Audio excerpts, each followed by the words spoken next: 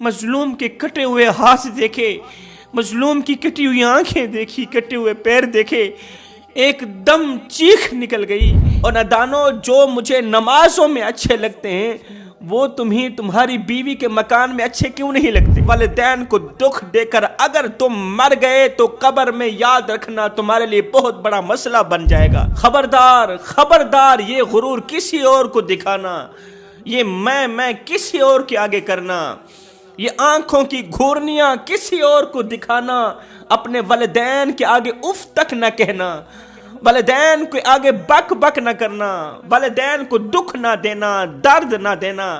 اگر ایسا کرو گے تو یاد رکھنا والدین ماں باپ ہیں، وہ تمہیں معاف کر دیں گے مگر اللہ تمہیں معاف نہیں کرے گا، اللہ تمہیں کبھی نہیں بخشے گا۔ کروڑوں نمازوں کے سجدے لے کر آؤ، کروڑوں قیام لے کر آؤ، رکوع لے کر آؤ، نمازیں لے کر آؤ، تہجد لے کر آؤ، اگر والدین ناراض ہیں، والدین کو ناراض کر کے، والدین کو دکھ دے کر اگر تم مر گئے تو قبر میں یاد رکھنا تمہارے لیے بہت بڑا مسئلہ بن جائے گا، تم بہت بڑی بلا کے منہ میں آ جاؤ گے، تم بہت بڑی مصیبت کے منہ میں آ جاؤ گے۔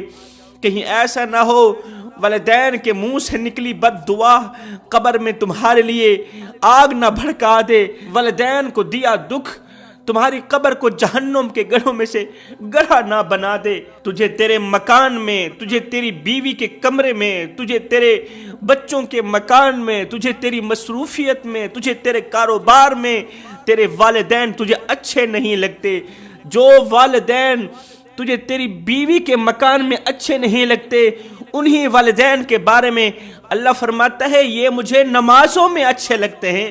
اور نادانو، جو مجھے نمازوں میں اچھے لگتے ہیں وہ تمہیں تمہاری بیوی کے مکان میں اچھے کیوں نہیں لگتے؟ وہ تمہیں تمہاری زندگی میں اچھے کیوں نہیں لگتے؟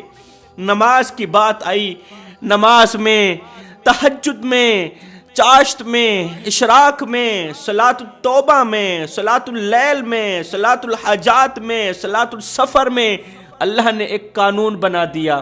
کون سا قانون ہے؟ ربنا اغفر لی ولوالدی وللمؤمنین یوم یقوم الحساب۔ جب تک تم نماز جیسی اتنی بڑی عبادت میں، نماز کی حالت میں، جب تک تم اپنے والدین کی مغفرت کے لیے دعا نہیں کرو گے تب تک تمہیں سلام پھیرنے کی اجازت نہیں ہے۔ نماز کی حالت میں ربنا اغفر لی ولوالدی وللمؤمنین یوم یقوم الحساب، جب تک تم اپنے بوڑھے والدین کی مغفرت کے لیے دعا نہیں کرتے تب تک تمہاری نماز مکمل نہیں، تب تک تمہاری تہجد مکمل نہیں، تب تک تمہاری چاشت مکمل نہیں، اشراق مکمل نہیں، صلاۃ التوبہ مکمل نہیں، صلاۃ الحاجات مکمل نہیں۔ اور جن والدین کے بغیر نماز مکمل نہیں ہے، ان والدین کو دکھ دیتے ہوئے تم اللہ کے قریب کیسے جا سکو گے؟ اللہ کو راضی کیسے کر سکو گے؟ اور جن والدین کے بغیر تمہاری نماز مکمل نہیں، ان کے بغیر تمہارا دین مکمل کیسے ہو سکتا ہے؟ اللہ راضی کیسے ہو سکتا ہے؟ اللہ فرماتا ہے جو مجھے نماز میں پسند ہیں، اللہ فرماتا ہے جو مجھے نمازوں میں اچھے لگتے ہیں وہ تمہیں تمہاری بیوی کے کمرے میں اچھے کیوں نہیں لگتے؟ تمہارے بچوں کے مکان میں اچھے کیوں نہیں لگتے؟ تمہاری زندگی کی مصروفیات میں اچھے کیوں نہیں لگتے؟ او میں تمہیں ایک عبرت ناک واقعہ سنانا چاہتا ہوں۔ اس واقعے نے لاکھوں کروڑوں نوجوانوں کی زندگی بدل ڈالی، لاکھوں کروڑوں نافرمان بچوں کو والدین کا فرما بردار بنا دیا، نافرمان بیٹوں کو والدین کا فرما بردار بنا دیا۔ ایک عبادت گزار تھا، ماں باپ کا اکلوتا بیٹا تھا، باپ فوت ہو چکا تھا، ایک ماں تھی، گھر میں دو لوگ رہتے ہیں، ایک عبادت گزار بیٹا اور ایک بوڑھی ماں۔ ماں بوڑھی تھی، چلنے کی ہمت نہیں تھی، پھرنے کی ہمت نہیں تھی۔ اللہ اکبر، یہ بوڑھی ماں کی خدمت کیا کرتا تھا۔ ایک دن اس عبادت گزار کے دل میں عمرہ کرنے کا شوق پیدا ہوا۔ عبادت گزار بیٹے نے کہا ماں میں عمرہ کرنا چاہتا ہوں، میں کعبۃ اللہ کی زیارت کرنا چاہتا ہوں، ماں مجھے عمرہ کرنے کی اجازت دو۔ ماں نے کہا نہیں بیٹے، عمرہ کرنے نہیں جا سکتے، کعبۃ اللہ کی زیارت کرنے ہرگز نہیں جا سکتے۔ اگر تم وہاں چلے گئے پیچھے میری دیکھ بھال کرنے والا کون ہوگا؟ مجھے پانی پلانے والا، مجھے کھانا کھلانے والا تیرے بغیر تو اور کوئی نہیں۔ تیری یہی عبادت ہے، تیرے لیے یہی عمرہ، تیرے لیے یہی حج ہے کہ تو میری خدمت کرتا ہے۔ بیٹے نے سوچا یہ تو ماں ہے، بعد میں معاف کر دے گی، اگر یہ نہیں بھی مان رہی تو میں کون سا کسی اور کام کے لیے جا رہا ہوں، کون سا میں گناہ کی طرف جا رہا ہوں، میں تو اللہ کا گھر دیکھنے کی غرض سے جا رہا ہوں نا، میں تو عمرہ کرنے کو جا رہا ہوں، یہ بھی تو اللہ کا راستہ ہے نا، یہ بھی تو اللہ کی رضا ہے نا، کوئی بات نہیں، ماں نہیں مان رہی، ماں کی اجازت کے بغیر ہی چلا جاتا ہوں۔ یہ بیٹا ماں کی اجازت کے بغیر یہ منصوبہ بناتے ہوئے، یہ پلان بناتے ہوئے کہ دن کو سفر کروں گا، روزے کی حالت میں دن کو سفر کروں گا، اور جہاں رات پڑ جائے گی وہیں بیٹھ کے پوری رات عبادت کیا کروں گا۔ اس سوچ کی بنیاد پر ماں کی اجازت کے بغیر، ماں کی نافرمانی کرتے ہوئے، بوڑھی ماں کو تنہا اکیلا چھوڑ کر یہ بیٹا عمرہ کرنے کو نکل گیا، گھر سے روانہ ہوا، پورا دن سفر کرتا رہا۔ ایک گاؤں کے قریب سے گزرا ہی تھا کہ شام ہو گئی۔ اس نے سوچا کیوں نہیں اسی گاؤں کی مسجد میں بیٹھ کے پوری رات عبادت کروں، اللہ کو راضی کروں، کیونکہ میں نے منت مانی تھی، دن کو سفر کروں گا اور رات بھر عبادت کروں گا۔ اسی مسجد میں بیٹھ گیا عبادت کرنے۔ رات کا دوسرا پہر آیا، ادھر سے ماں نے آواز لگائی، ماں کو حاجت پیش آئی، بیٹے کی ضرورت پیش آئی۔ بوڑھی ماں نے آواز لگائی، بیٹے کی طرف سے کوئی آواز نہ آئی، بیٹے کی طرف سے کوئی جواب نہ ملا۔ ماں نے دوسری مرتبہ آواز لگائی، بیٹے ادھر آؤ نا، مجھے تمہاری ضرورت پڑ گئی ہے۔ بیٹے کی طرف سے کوئی جواب نہ ملا۔ جب تیسری مرتبہ بوڑھی ماں نے آواز لگائی، تیسری مرتبہ بھی جب بیٹے کی طرف سے کوئی جواب نہ آیا تو ماں جان گئی، اچھا میرے منع کرنے کے باوجود بھی تو عمرہ کرنے کو چلا گیا، میرے روکنے کے باوجود بھی تو اللہ کا گھر دیکھنے چلا گیا۔ میری نافرمانی کر کے اللہ تعالیٰ تجھے اپنے قریب کیسے آنے دے گا؟ تو اللہ کی رحمت کا حقدار کیسے ہو سکتا ہے؟ تو اللہ کے قریب کیسے جا سکتا ہے؟ میری نافرمانی کر کے تو اللہ کا گھر دیکھنے کو چلا گیا، اور میرے بیٹے تجھے شرم نہ آئی؟ ماں کا دل دکھا کے چلا گیا، ماں کو تنہا اکیلا چھوڑ کے چلا گیا۔ میں ضعیفہ، میں بوڑھی، اب میں کدھر جاؤں؟ تیرے بغیر تو دنیا میں میرا کوئی آسرا نہیں، کوئی سہارا نہیں۔ او میرے بیٹے تو نے کیا کیا؟ ادھر سے سچے دل سے ایک آہ نکلی۔ اللہ اکبر۔ میرے نبی فرماتے ہیں مظلوم کی آہ سے بچنا، مظلوم کی بد دعا سے بچنا۔ مظلوم کی بد دعا اور خدا کے درمیان کوئی پردہ نہیں ہوتا، کوئی فرق نہیں ہوتا، اور مظلوم کی بد دعا ہواؤں کو پھاڑ کر، فضاؤں کو پھاڑ کر عرش کا دروازہ جا کھٹکھٹاتی ہے اور اپنی بات منوا کر ہی دم لیتی ہے۔ کسی کی بد دعا بھی انسان کی زندگی تباہ کر کے رکھ دیتی ہے، اور اگر والدین کے منہ سے نکلی بد دعا ہو تو انسان کی زندگی کس طرح اجاڑے گی، کس طرح تباہ و برباد کر ڈالے گی۔ میرا دین کہتا ہے جانوروں پر بھی ظلم نہیں کرنا چاہیے، جانوروں کا بھی دل نہیں دکھانا چاہیے۔ اگر کوئی مرا ہوا جانور راستے پر پڑا ہو تو اس مرے ہوئے جانور کے اوپر سے بھی اپنی سواری مت گزارو۔ دین اسلام مصلی کا نام نہیں ہے، تسبیح کا نام دین اسلام نہیں ہے، نماز کا نام دین اسلام نہیں ہے، روزے کا نام دین اسلام نہیں ہے، صرف زکوٰۃ دینے کا نام دین اسلام نہیں ہے جناب۔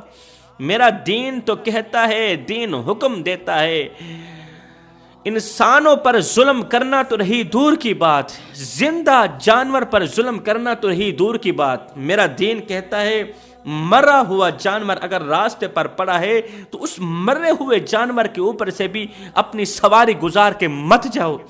مجھے بتاؤ، جو دین مرے ہوئے جانور کو اتنی عزت دیتا ہے، مرے ہوئے جانور کا اتنا خیال کرتا ہے، وہ زندہ انسان کا کتنا خیال کرتا ہوگا۔ سبحان اللہ۔ ادھر سے ماں کے اندر سے ایک ٹھنڈا سانس نکلا، دل سے بیٹے کے حق میں بد دعا نکلی، بیٹے کے لیے بد دعا نکلی۔ ادھر جس گاؤں کی مسجد میں بیٹا بیٹھ کے عبادت کر رہا تھا، اسی گاؤں میں ایک چور آ گھسا۔ گاؤں والوں کو پتہ چل گیا کہ ہمارے گاؤں میں ایک چور داخل ہوا ہے۔ گاؤں والے اٹھ کھڑے ہوئے، چور کے پیچھے بھاگنے لگے، چور آگے آگے، گاؤں والے پیچھے پیچھے۔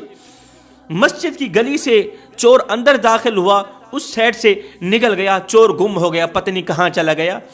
چور بھاگ گیا، گاؤں والوں کو شک پڑ گیا کہ چور مسجد کے اندر داخل ہو گیا۔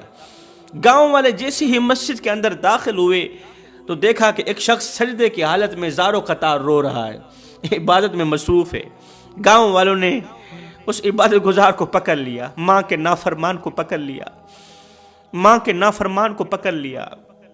اور مکار، دھوکے باز، تو چوری کرتا ہے، پکڑے جانے پر سجدہ بدنام کرتا ہے۔ اور چور، دھوکے باز، مکار چوری کرتا ہے، پھر پکڑے جانے پر عبادت گزاروں کو بدنام کرتا ہے، سجدے کرنے والوں کو بدنام کرتا ہے۔ تجھے تو عبرت کا نشانہ بنانا چاہیے۔ اللہ اکبر، اللہ اکبر۔ عبادت گزار کو چور سمجھ کر گاؤں والوں نے پکڑا، قاضی کی عدالت میں لے گئے۔ قاضی نے فیصلہ سنایا، کہا کہ ایک تو اس نے چوری کی، پھر پکڑے جانے پر اس نے سجدہ بدنام کیا، سجدہ کرنے والوں کا نام بدنام کیا، عبادت گزاروں کا نام بدنام کیا۔ پہلے تو اس کے ہاتھ کاٹ دینے چاہیے، پھر اس کے پیر کاٹ دینے چاہیے، پھر اس کی آنکھیں نکال دینی چاہیے۔ یہی اس کمینے کی سزا ہے۔ استغفر اللہ، اللہ اکبر۔ قاضی صاحب کے کہنے پر اس کے ہاتھ کاٹ دیے گئے، پیر کاٹ دیے گئے، آنکھیں نکال دی گئیں۔ یہ سب کچھ کرنے کے بعد، اسے سزا دینے کے بعد قاضی صاحب نے کہا، لوگو یہ اس چور کی سزا ہے، یہ اس چور کی سزا ہے جو چوری کرنے آتا ہے، جب پکڑا جاتا ہے تو پھر سجدے کی توہین کرتا ہے، سجدہ بدنام کرتا ہے، عبادت گزاروں کا نام بدنام کرتا ہے۔ یہ اس چور کی سزا ہے۔ جب عبادت گزار نے، جس کے ہاتھ کاٹے گئے تھے، جس کی آنکھیں نکالی گئی تھیں، جب اس نے سنا تو اس نے کہا، قاضی صاحب یوں کہو کہ والدین کی نافرمانی کر کے، بوڑھی ماں کو اکیلا تنہا چھوڑ کے، بوڑھی ماں کی نافرمانی کر کے جو کعبے کی طرف جاتا ہے نا، جو عمرہ کی طرف جاتا ہے، یہ اس گنہگار، اس نافرمان کی سزا ہے۔ یہ چوری کرنے والے کی سزا نہیں ہے، یہ سجدہ بدنام کرنے والے کی سزا نہیں ہے، بلکہ جو بوڑھی ماں کی نافرمانی کر کے عمرہ کرنے کو جاتا ہے نا، یہ بوڑھی ماں کے نافرمان کی سزا ہے۔ ہائے، زبان کے جملے پر اثر نکلے، تمام کے تمام لوگ سنتے ہی زار و قطار رونے لگے۔ لوگوں نے پوچھا، تو کون ہے، تیرا تعارف کیا ہے؟ اس نے کہا، میں فلاں نام کا ہوں، فلاں گاؤں کا رہنے والا ہوں۔ لوگوں نے کہا، اوہو، یہ تو اس گاؤں والوں کا پیر ہے، یہ تو بڑا مشہور عبادت گزار ہے، ہم نے اتنا بڑا گناہ کر ڈالا، یہ کیا کر دیا ہم نے؟ یہ تو اتنی بڑی شخصیت ہے، اس کا تو اتنا بڑا نام ہے، اگر اس گاؤں والوں کو پتہ چل گیا کہ ہم نے ان کے پیر و مرشد کے ہاتھ کاٹ دیے، پیر کاٹ دیے، تو وہ گاؤں والے ہمارے گاؤں پر اٹیک کریں گے، جنگ شروع ہو جائے گی، لڑائی شروع ہو جائے گی۔ اب پھر کیا کیا جائے؟ انہوں نے منصوبہ بنایا، پلان بنایا، کیوں نہ اگلی رات اس کو یہاں سے اٹھائے، اس کے گھر کے دروازے پر پھینک آئے۔ ایسے ہی کیا ان لوگوں نے، یہاں سے اٹھایا، اس کے گھر کے دروازے پر پھینک کر واپس چلے گئے۔ دوسری رات ہوئی، اللہ اکبر، دوسری رات ہوئی، رات کا دوسرا پہر آیا تو ماں کی ممتا تڑپ اٹھی۔ ماں رو کر کہنے لگی، میرے مالک، مجھے لگتا ہے میرا وقت آخر آ گیا ہے، نزا کا وقت قریب ہے۔ میرے مالک، میں یہاں اکیلی پڑی ہوئی ہوں، وہ میرا عبادت گزار بیٹا کہاں چلا گیا؟ مجھے تنہا اکیلا چھوڑ کے کہاں چلا گیا؟ اب عبادت گزار بیٹا باہر دروازے پر پڑا ہوا ہے، اس کی زندہ لاش دروازے پر پڑی ہوئی ہے۔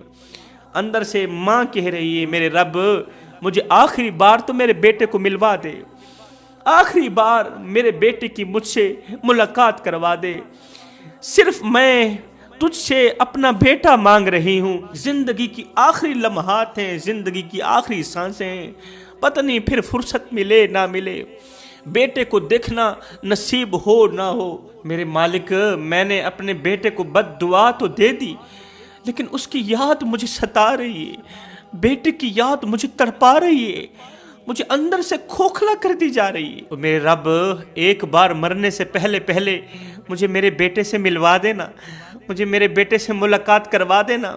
ادھر سے ماں کے منہ سے یہ دعا نکلی تھی، میرے رب مجھے میرے بیٹے سے ملوا دینا۔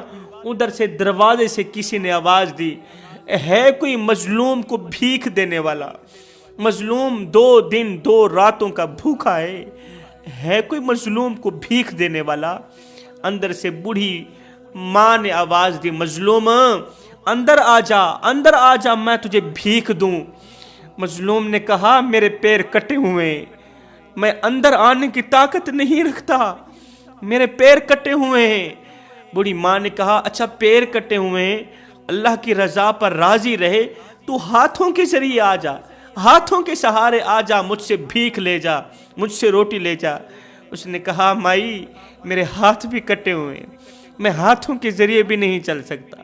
اندر سے بوڑھی ماں نے آواز دی، پھر تو میرے لیے غیر محرم ہے، میں تیرے سامنے کیسے آ سکتی ہوں؟ اس نے کہا میں غیر محرم ہوں یا نہیں ہوں، لیکن میری آنکھیں بھی نہیں ہیں، میں تجھے کیسے دیکھ سکتا ہوں؟ میری آنکھیں بھی کٹی ہوئی ہیں۔ اللہ اکبر، بوڑھی ماں کو رحم آیا، کسی پر ترس کھاتے ہوئے بوڑھی ماں نے اندر سے روٹی اٹھائی، باہر نکلی، جب اس مظلوم پر نظر دوڑائی، مظلوم کا چہرہ دیکھا، مظلوم کے کٹے ہوئے ہاتھ دیکھے، مظلوم کی کٹی ہوئی آنکھیں دیکھی، کٹے ہوئے پیر دیکھے، ایک دم چیخ نکل گئی، ایک دم چیخ نکل گئی، ساتھ ہی جگرا پھٹ گیا۔ یہ کوئی اور تو نہیں، یہ تو میرا لخت جگر ہے، یہ تو میرا نور نظر ہے، یہ تو میرا بیٹا ہے، یہ تو میرے جگر کی بوٹی ہے، یہ تو میرا کلیجہ ہے۔ رو کر کہنے لگی، چیخ کر کہنے لگی، او میرے بیٹے یہ حال کس نے کیا؟ تیرا یہ حشر کس نے کیا؟ میرے بیٹے کا یہ حال کس نے کیا؟ میرے بیٹوں کو پیروں سے محروم کس نے کیا؟ میرے بیٹے کو، میرے لخت جگر کو ہاتھوں سے محروم کس نے کیا؟ دیکھنے سے محروم کس نے کیا؟ بیٹا رو کر بولا، ماں تیری نافرمانی کر کے عمرہ کرنے کو جا رہا تھا، تجھے ناراض کر کے عمرہ کرنے کو جا رہا تھا، بعد میں جو کچھ ہوا وہ تیرے سامنے ہی ہے۔ میں اللہ کی رضا پر راضی ہوں کہ اللہ نے اس نافرمانی کی سزا مجھے دنیا میں ہی دیتی ہے، آخرت میں اللہ تعالیٰ مجھے نہیں دے۔ اماں تو دعا کر اللہ تعالیٰ مجھے آخرت میں اس نافرمانی کی سزا سے بچا لے۔ ماں نے دونوں ہاتھ اٹھائے، عرض کی میرے مالک اب اور زیادہ غم برداشت کرنے کی مجھ میں طاقت نہیں رہی، مجھ میں ہمت نہیں رہی، اللہ تو مجھے بھی سنبھال لے، میرے اس عبادت گزار بیٹے کو بھی سنبھال لے، اس نے جو غلطی کی ہے، جو نافرمانی کی ہے، اس کی سزا اسے مل گئی، اس کے ہاتھ کاٹ دیے گئے، میرے بیٹی کی آنکھیں نکال دی گئی، میرے بیٹے کے پیر کاٹ دیے گئے۔ میرے مالک تو میرے بیٹے کو بخش دے، میرے بیٹی کی اس غلطی کو معاف کر دے، میں نے بھی معاف کیا، تو بھی معاف کر دے، ہم دونوں کو ابھی اور اسی وقت دنیا سے اٹھا لے، اپنے پاس بلا لے۔ بس ماں کے منہ سے یہ دعا نکلی ہی تھی کہ اللہ تعالیٰ نے فوراً ہی اسرائیل کو بھیجا، دونوں کی روح نکل گئی، اسی وقت دونوں کا انتقال ہو گیا، دونوں فوت ہو گئے۔ ماں بھی اس دنیا فانی سے چل بسی، عبادت گزار بیٹا بھی اس دنیا فانی سے چل بسا۔ اور نادانوں، ماں کو چھوڑ کر، ماں کو ناراض کر کے اللہ کے گھر جانے والا شخص خوشی نہیں پاتا، تو ماں کو ناراض کر کے، ماں کو دکھ دے کے، ماں کی نافرمانی کر کے تمہارے گھر میں خوشیاں کیسے آ سکتی ہیں؟ تمہارے گھر میں خوشحالیاں کیسے آ سکتی ہیں؟